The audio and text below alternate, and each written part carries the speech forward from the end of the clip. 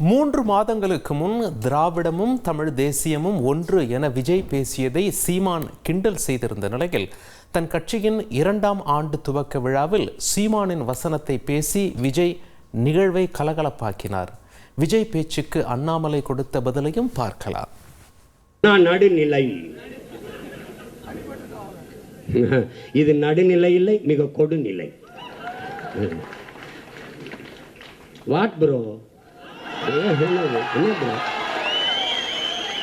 It's very wrong bro. இவங்க ரெண்டு பேரும் அடிச்சுக்கிற மாதிரி அடிச்சுப்பாங்களாம். அதை நாங்க நம்பணுமா? மக்கள் நம்பணுமா? What bro? It's very wrong bro.